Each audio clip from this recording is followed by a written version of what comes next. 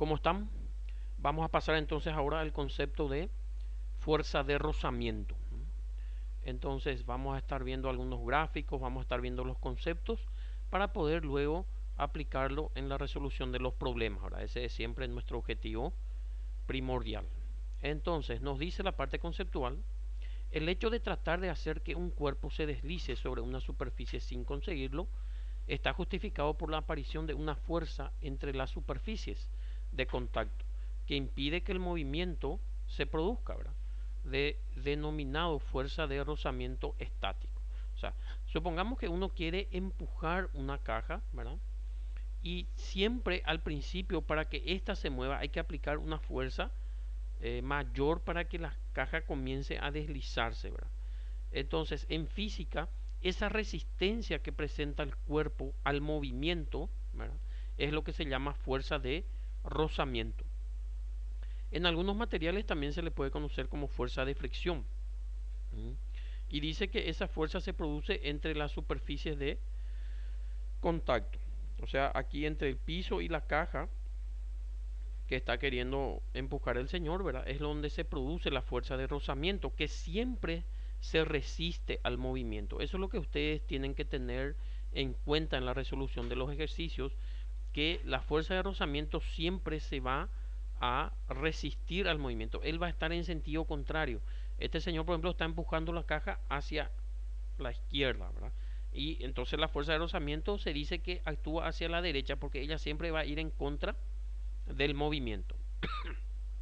Bueno, entonces, fíjense que conceptualmente y en la práctica esto podemos entender también. Fíjense que aquí parece que es un piso de madera también, ¿verdad? Entonces, por la práctica mismo uno se da cuenta de que la fuerza de rozamiento va a ser mayor, puesto que la superficie del piso parece muy rugosa, ¿verdad? Sin embargo, si fuera un piso un poco más liso o de baldosas bien resbalosas, vamos a decir, obviamente la fuerza de fricción va a ser menor, ¿verdad?, porque va a ser más resbaloso. De hecho, para disminuir la fuerza de rozamiento, muchas veces en algunas empresas, en algunas maquinarias, siempre se utiliza los lubricantes, ¿verdad? Se pone aceite para que entonces, en este caso, por ejemplo, la caja se resbale con más facilidad. Entonces, en ese caso, lo que se está haciendo, se está reduciendo la fuerza de rozamiento.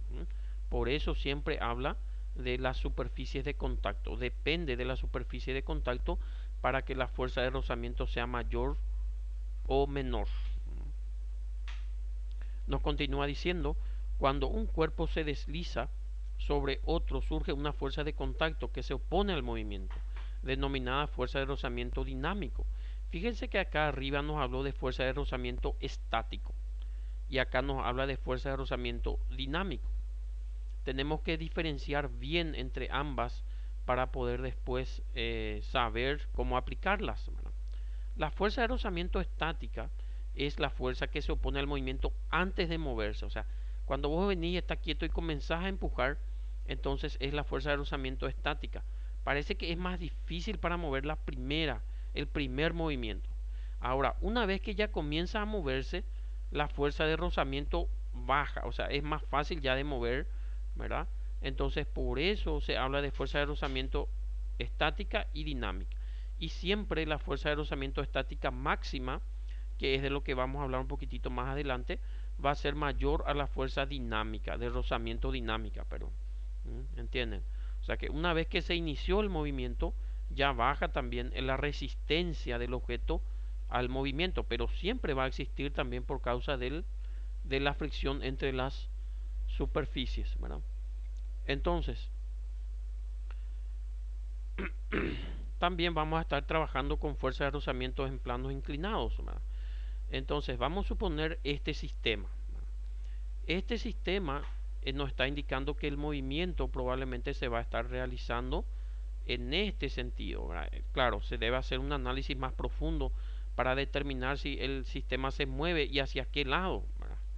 Ahora, supongamos que hacemos el análisis y vemos a partir de los datos del ejercicio que el sistema se va a mover en el sentido subiendo el plano, por ejemplo.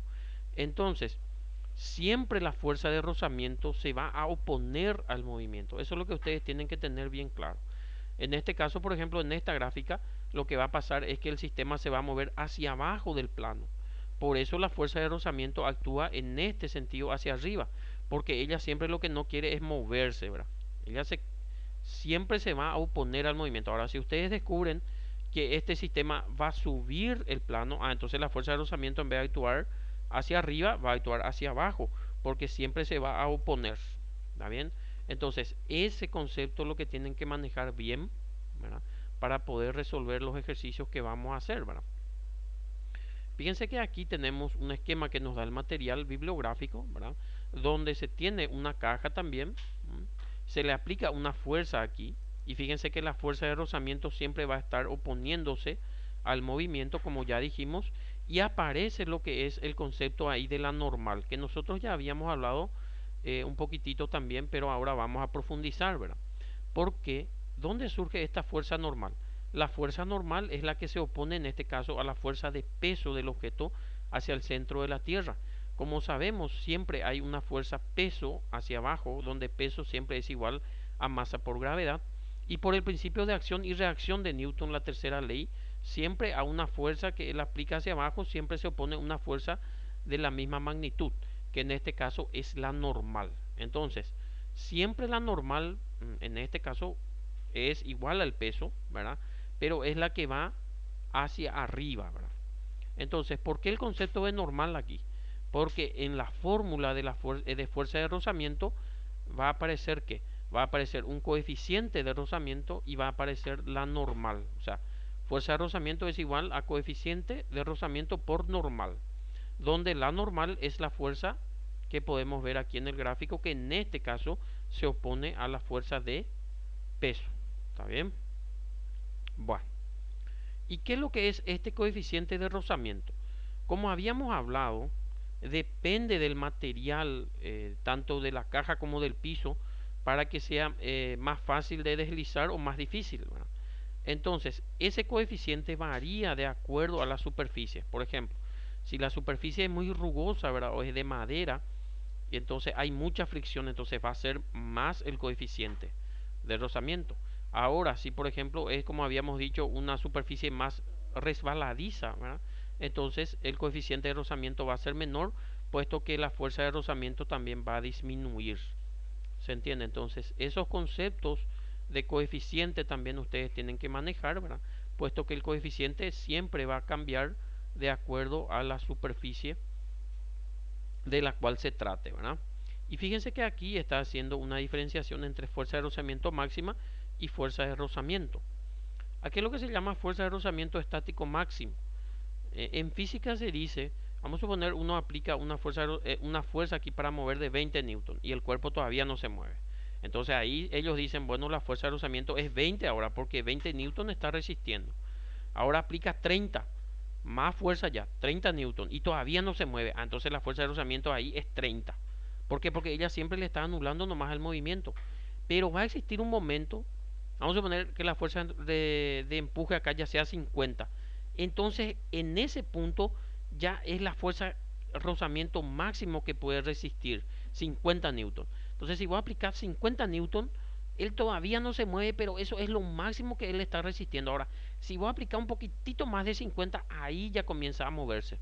Entonces, eso es lo que es la fuerza de rozamiento máximo, estático máximo. Hasta donde él soporta la fuerza para no moverse. ¿Está bien? Y cuando comienza a moverse, como ustedes saben, entonces la fuerza de rozamiento ya va a ser fuerza de rozamiento dinámica. Entonces, ese es el concepto que deben manejar. El coeficiente UE se refiere a coeficiente de rozamiento estático y el coeficiente UD es el coeficiente de rozamiento dinámico, en este caso en nuestro material, ¿verdad? Y como habíamos dicho, siempre la fuerza o el coeficiente, mejor dicho, de rozamiento estático va a ser mayor al coeficiente de rozamiento dinámico, porque una vez que el cuerpo comienza ya a moverse, la fuerza de rozamiento también disminuye. ¿Está bien?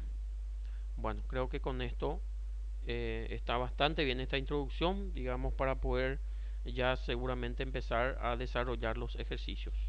Muchas gracias.